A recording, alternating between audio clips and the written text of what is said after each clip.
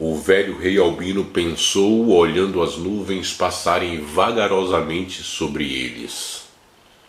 Pela primeira vez estou entrando no palácio de meu filho preso, arrastado, com fome, medo e frio, as pessoas rindo e cuspindo em mim. Nós, nesta vida, não somos nada. Outono do Velho, baseado em contos iorubás, de André Mustafá, narração André Mustafá, parte 4. Já era noite e os soldados invadiram um palácio gritando aos 7 cantos que encontraram um ladrão. Parecia uma festa. Os súditos pararam o que estavam fazendo e com um sorriso no rosto e sangue nos olhos corriam para ver quem era o velho, para saber da boa nova, mas levaram com ele, além do sorriso nos rostos, facas, pedaços de pau, tubos de ferro e tudo que pudesse fazer o ladrão sofrer e se arrepender. O ladrão era a sensação do momento, a alegria do palácio, e todos queriam saber quem era o tal ladrão. Apareciam nas janelas senhoras e seus netos, abriam as portas às mulheres ou se aglomeravam perto dos soldados senhores e meninos destemidos. Já faziam longos 6 meses que ninguém nunca teve notícia do ladrão, e agora todos podiam olhar bem dentro de seus olhos e ver o que diria aquele canalha. Todos faziam festas e estavam cheios de perguntas. Mas quem será aquele maltrapilho? Ladrão desavisado. Venham ver o velho! O velho é um velho que chegou! Como pode achar que roubaria o cavalo do rei e ficaria impune? Somente um louco se atreveria em um disparate deste. Agora ele vai apodrecer nas masmorras do rei.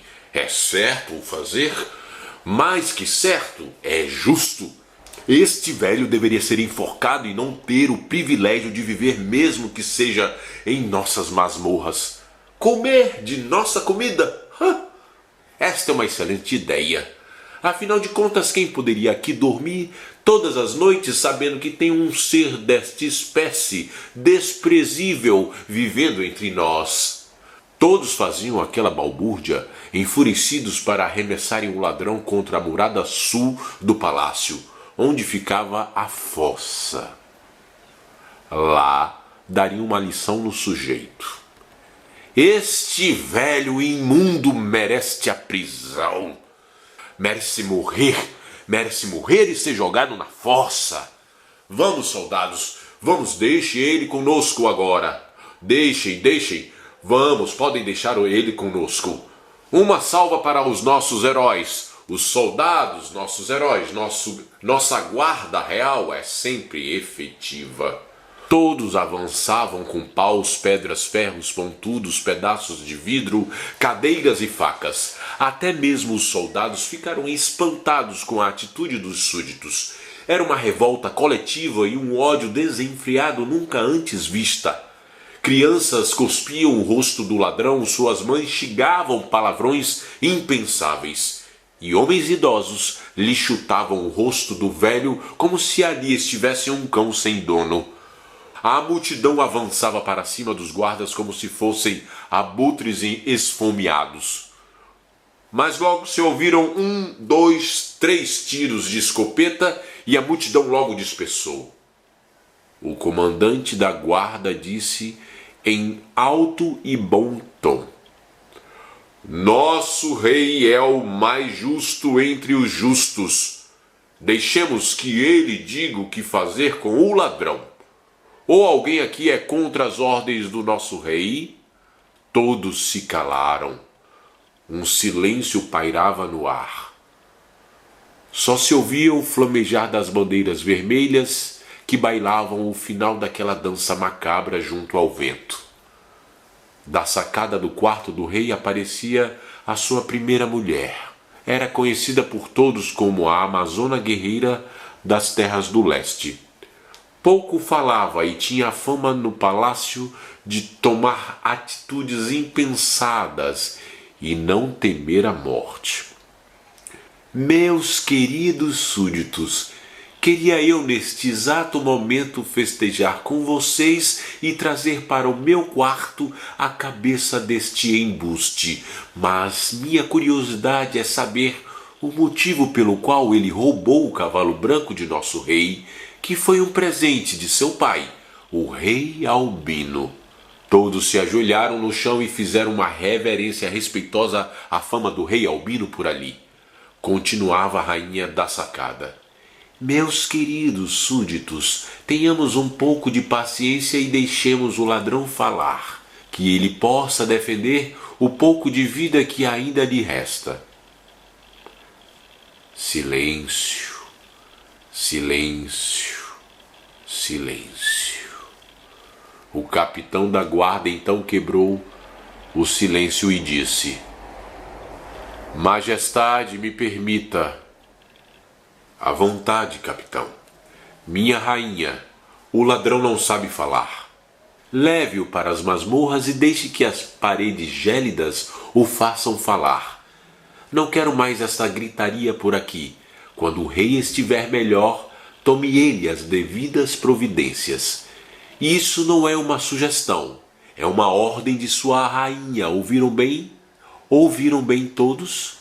Todos dispersaram e aquela noite logo caiu densa e sufocante. Os soldados levaram o ladrão até a masmorra. Seu corpo esfolado e ensanguentado foi sendo arrastado pelas escadas de pedra fria. O que restava da lua ia sumindo e a escuridão se fazia presente. Ali o vento nunca soprava. O mofo e os ratos reinavam soberanos. As masmorras não era lugar onde se podia viver longos anos mais. A identidade dos presos eram esquecidas e ninguém mais conseguia continuar a ter lembranças das terras do sol. Os soldados anunciavam para os prisioneiros que ali chegava alguém importante e que merecia todo o respeito da comunidade carcerária: o velho ladrão de cavalos. Por mais dor que o rei Albino estivesse sentindo, ajoelhado, ele abriu os olhos com o que restava de suas forças e via no pouco que uma pequena vela quase apagando podia mostrar uma outra cidade perdida por baixo da terra. Milhares e milhares de pessoas que ali foram esquecidas, confundidas por entre os ratos. Via-se no semblante dos presos mais próximos que a esperança era uma bailarina mentirosa e arrogante em um conto de fadas nunca antes vivido por eles ali. A justiça não tinha força, e a voz altiva com os ignorados que os ignorantes do sol subjugavam. A voz dos súditos era ali, a voz da lei, e os presos esquecidos de sua identidade já não poderiam ser julgados pelo rei do Palácio Vermelho, e assim ficavam. Ficavam e ficavam, nunca mais saberiam qual o real valor da liberdade. Assim o rei Albino foi confundido com o ladrão de cavalo branco e jogado aos trapos, na masmorra com tantos outros homens e mulheres famintos e amedrontados. Ali ninguém se atrevia mais falar na frente dos guardas. Ninguém. A população do subsolo deixou que os guardas arremessassem os frangalhos do velho para que eles pudessem cuidar. Mas um dos guardas compreendia que um velho que foi duramente arrastado longas horas pelos cavalos, sua pele se encontrava desfiando e seus ossos deslocados e partidos em toda parte. Um dos guardas falou ao ouvido do velho: "Quem é você, velho? Como pode ainda continuar vivo depois de ser arrastado até aqui por entre as estradas de pedra árida?" O soldado circulava ao redor do velho e dava sua última olhada nos detalhes do corpo do velho, quase desmaiando no chão. Carne e lama se confundiam entre os braços e pernas. O rosto quase desforme, não se podia ver o que restava das curvas do olho e nariz. Muitos pedaços da barba tinham se arrancado da pele e uma de suas orelhas estava quase pendurada. As duas mãos estavam esfarinhadas e os pulsos tinham se deslocado. O rei do Palácio Vermelho foi dia a dia se recuperando da febre, voltou a comer e a beber. Mas nunca quis saber quem era o ladrão em suas prisões. Achava que o ladrão, mais do que um simples ladrão de cavalos, tinha um pacto com a morte. A morte era algo que o rei do Palácio Vermelho mais temia, e junto com ela toda a horda de espíritos que rondavam as masmorras e suas espessas paredes, onde nenhum grito podia ser ouvido das terras do sol. O ladrão de cavalo foi levado para a última cela da masmorra, onde vivia em profundo silêncio uma velha senhora. "Velha! Velha!" gritou um dos soldados. "Cuide das feridas do ladrão de cavalos. Precisamos deste idiota vivo." Os guardas empurraram o corpo do velho rei, que caía na frente da velha mulher. Ouvia-se o eco das chaves tilintando e os passos dos soldados se esvaindo por debaixo das frestas ressequidas das portas. Por mais horrenda fossem suas dores, o rei Albino adormeceu e se teletransportou para fora do Castelo Vermelho. Lá estava seu filho mais moço, lhe deu um abraço afetuoso e disse em alto e bom tom: "Pai, esse é realmente seu caminho, pai? Está cheio de dor e sofrimento aí? Você acredita que podemos decidir por onde caminhar sem o consentimento da grande montanha? Que podemos decidir o que fazer em nosso caminho?" "Meu filho, a grande montanha nos prepara o caminho que nós escolhemos antes de chegar à terra. O que fazemos dentro do caminho são decisões nossas. Se queremos zigue-zaguear, se queremos entrar em vielas, ficar parado, voltar para trás ou abandonar o nosso caminho e entrar no caminho do outro, isso tudo não compete à grande montanha, filho. Afinal de contas, foi a nossa cabeça que escolheu tudo que projetamos aqui. Pai, eu vou cuidar de seu castelo branco, pai. Até quando o senhor quiser retornar. Vou proteger e colocarei um toque de arte. Um equilíbrio constante de flexibilidade e dureza. O que me diz?" "Sim, filho. Faça isso. Proteja nosso castelo e coloque ritmo nas coisas lá. Por ora, vou ficar por aqui e ver onde tudo isso vai me levar. No final das contas, não conheço os filhos que tenho e assim não me conheço por inteiro." Abraçaram-se mais uma vez e cada um pegou o seu caminho. O filho voltou para o Castelo Branco e o rei retornou sua matéria pesada e debilitada para o fundo da masmorra. No dia seguinte, a velha acordava e esperava ao lado da cama o ladrão de cavalos acordar. Então, foi você que foi confundido com o ladrão de cavalos?" O ladrão levanta rapidamente e assustado: Não precisa me explicar nada. Eu também fui confundida há muitos anos atrás. Mas aqui não precisamos nos apresentar. Aqui dispensamos qualquer tipo de formalidade, meu rei. Meu rei Albino. Aqui somos somente números. Sim. Aqui somos números. Eu sou a 2347. A velha dizia aquelas pequenas palavras, trazia uma cuia com água de goteira da cela ao lado, rasgava um pedaço de tecido de sua saia esfarrapada e passava úmido nos ferimentos do corpo do velho rei. Água de goteira da cela do professor ao lado. Sim. Temos um preso ao nosso lado que é um professor. Lá cresce o melhor musgo e a goteira é de orvalho da madrugada. Mas todos os guardas acham que é apenas imundície que desce da cela do primeiro andar. Lá em cima, uma mulher chora baixinho todas as noites. Aqui deste lado, prenderam um agricultor que não queria pagar mais impostos. Dizem que ele matou um dos guardas com a própria foice. Aqui embaixo é uma mulher com suas crianças. São cinco crianças.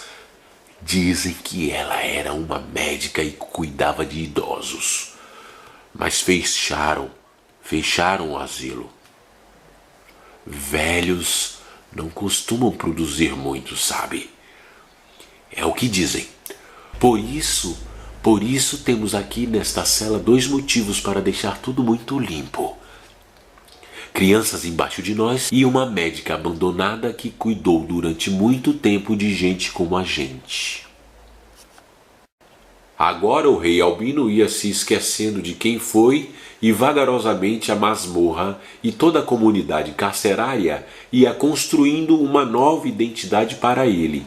Sua memória ia se tornando parte daquela paisagem e a própria alma da masmorra o nomeara. Ele agora era o 7177, cuidador dos corpos dos mortos. O rei Albino passava de rei para súdito em um piscar de olhos.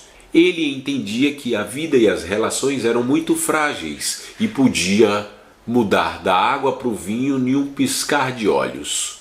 Foi ali que o 7177 viveu durante muitos anos, lavando e preparando os corpos dos mortos para serem dignamente enterrados. Aprendeu o ofício com a velha. Toda a comunidade carcerária sabia que a vida poderia ser ingrata e miserável na escuridão daquele lugar fétido. Mas a morte seria algo suave e pleno, pois todos ali podiam contar tranquilos com os cuidados do velho casal. 7177, depois de alguns anos, foi se tornando mais íntimo das pessoas e confiável. Passou a ser chamado de Mudo, e ele atendia sempre com um sorriso no rosto. Todas as noites, quando ia dormir ao lado da velha, Mudo esperava pacientemente a aula que dava para as crianças presas terminarem. É assim, criança, que este antigo rei mantinha em seu palácio uma grande biblioteca, que só se podia entrar ajoelhado, pois a porta era muito baixinha. Por hoje é só, crianças. Voltem para sua cela e o aconchego da mamãe. As crianças abraçavam a velha afetuosa e cada uma delas recebia da velha uma abaiomi, feita de trapos de sua saia. As crianças saíam todas de mãos dadas, felizes com os pequenos presentes. Mudo levava farrapos de tecido seco e um pedaço de vela. Sei que você gosta da noite, mas não da escuridão. Se enrole, hoje será muito frio por aqui. Velha, como você sabe da minha história? Eu tenho vidências, Mudo. Pra já é tudo que posso lhe contar. Boa noite. Somente a velha, naquele local escuro e triste, sabia que o Mudo falava, e que mais do que isto, ele foi também confundido.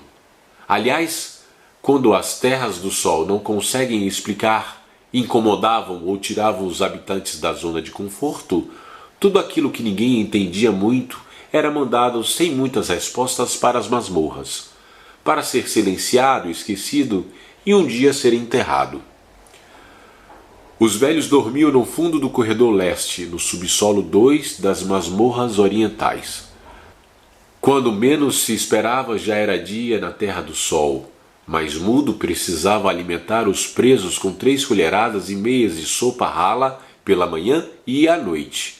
Os presos que desejassem mais uma colherada precisava retribuir, catando no poço antigo 200 cauris por semana, que eram muito valiosos lá em cima na Terra do Sol, nas mãos dos soldados. Mas Mudo ia de cela em cela com uma colher e um balde de sopa, dando de boca em boca. No exato momento que estava dando as colheradas, ele olhava nos olhos para ver se aquele moribundo morria ou não hoje. Além de preparar os corpos para serem enterrados, essa era a segunda função do velho mudo. Ele identificava quem ia morrer naquele dia somente com as colheradas na boca e olhando olho a olho. Durante anos, os velhos viviam no fundo das masmorras, cuidando da passagem da morte para a vida. Sim, pois ali, nas masmorras, nada poderia ficar pior do que já estava, e somente a morte, e não o suicídio, podia retornar o corpo à vida. A comunidade carcerária tinha uma constituição muito bem organizada e cargos muito bem definidos, e tudo fluía sem nenhuma dificuldade de entendimento por todos. As pessoas ali, se estivessem em divergência, podiam contar com o apoio da matriarca 2347. Ela nos lembrava sempre: aqui somos somente números. Mulheres grávidas davam à luz a outros números que nunca iriam ver a luz do sol, mas não sofreriam por isso. Parentes de famílias inteiras se reencontrariam ali na masmorra e permaneceriam felizes e unidos, pois muitos já entendiam o jogo da Terra do Sol, que lá quase todos na Terra do Sol eram também números. Quase todos. Noite e dia na masmorra não existiam. Na masmorra era sempre escuridão, sempre noite. Mas eles sabiam quando era hora de dormir e tentar descansar os corpos esquálidos rente ao chão frio. Nesta noite, Mudo estava exausto e seu sono era profundo como uma pedra no pescoço de um suicida. A lua estava cheia e assim a velha acordava. Não conseguia ela pregar os olhos, mas ela sabia muito bem quem estava ali. Naquela noite, a velha estava recebendo a visita ilustre do pássaro da noite. Suas penas alvas brilhavam na escuridão da cela. Os olhos eram humanos. Suas garras afiadas arranhavam um chão de pedra fria. Fazia um som quase inaudível chamando a velha para uma conversa. A velha sabia como deveria se posicionar na frente do pássaro. Despiu-se e ficou acocorada na beira do resto da cama. O pássaro sobrevoou o quarto abrindo as longas asas que cobriam a cela de luz, deu 3 voltas e pousou atrás das costas da velha acocorada. Carinhosamente começou a coçar as costas da velha mulher. Pôde-se notar, na rala luz que a cela produzia, que nas costas da velha tinha penas alvas como as do pássaro da noite. As penas se eriçavam quando o pássaro passava o bico querendo encontrar alguma coisa por lá. Daremos fim nisto tudo. Quem sobreviver será vendido como escravo. Equilíbrio. A velha também falava. Equilíbrio. O pássaro da noite retirava com o seu bico das costas da velha um minúsculo saquinho de pano branco. Levantou o vôo e desapareceu no teto úmido da cela. Neste momento caía sobre a velha uma chuva de cauris. A velha se vestia e recolhia os cauris para debaixo da cama. Os anos se passaram e Mudo foi tendo acesso a outros corredores da masmorra, para alimentar outras bocas com as colheradas de sopa. Ele percebeu que no fundo da escuridão, no terceiro porão de corredores de terra batida, lá no fundo, nascia um grande negócio que movimentava muito dinheiro. Mudo achava aquilo tudo estranho e resolveu com muita discrição mergulhar ainda mais na masmorra. Mudo viu com seus próprios olhos homens matando porcos e defumando sua carne separando os restos em sacos numerados ou mergulhando em potes com azeite. Mudo viu também com seus olhos mulheres velhas abrindo peixes com suas próprias mãos, separando a carne das vísceras, e outras tantas mulheres dessalgando e esticando o peixe em barbantes velhos. Crianças vendadas se ajoelhavam para limpar o sangue no chão. Tudo era muito silencioso e até o grunhido do porco era abafado com trapos velhos. Mas por que tudo aquilo acontecia no fundo de uma masmorra? O meu filho, rei do Palácio Vermelho, sabe disso? Quem estava na direção daquilo tudo? Mudo então desceu mais a fundo a masmorra.